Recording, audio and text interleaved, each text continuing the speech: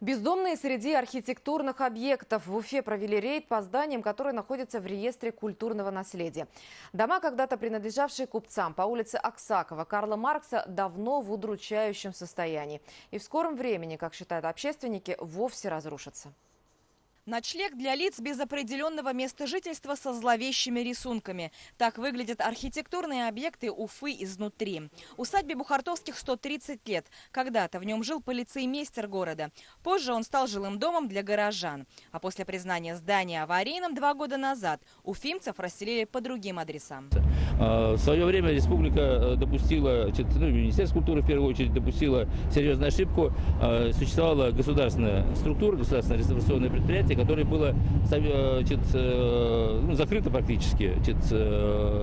Снесено здание, в котором располагалась фирма. И государство утратило такой мощный рычаг, который могло бы использовать для решения этих проблем. Дом купчихи Лопатиной тоже находится в списке архобъектов.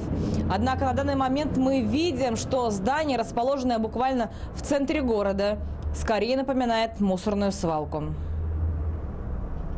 В конце 19 века улица Аксакова была центром торговых площадок, поэтому здесь большое количество усадеб купцов и мещан. В целом под охраной в Уфе находится 300 объектов, 20 из них в полуразрушенном состоянии. И почти все они с вековой историей.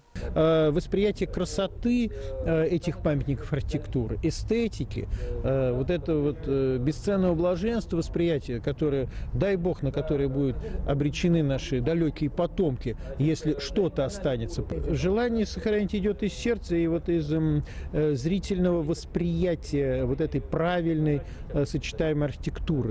У каждого объекта своя судьба, и прежде чем попасть на реставрацию, нужно провести ряд процедур. Так, усадьба Анны Лопатиной по адресу Аксакова, 84 будет восстанавливаться только после окончательного расселения жильцов. А вот дом Бухартовских готов к реконструкции. В конце 2018 года межведомственной комиссией согласован период помещений в нежилой фонд. На сегодняшний день принимается мера по его реставрации. Муниципалитет ищет инвестора, который займется реставрацией данного объекта. Эти дома только малая часть из списка архобъектов Уфы. Есть еще почти 400 зданий, претендующих на включение в этот реестр. Однако пока у помещений есть только звание культурного наследия. А вот состояние их больше напоминает ненужные развалины. Динара Таймасханова, Шамиль Каримов, Азат Тузбеков. Новости Уфа.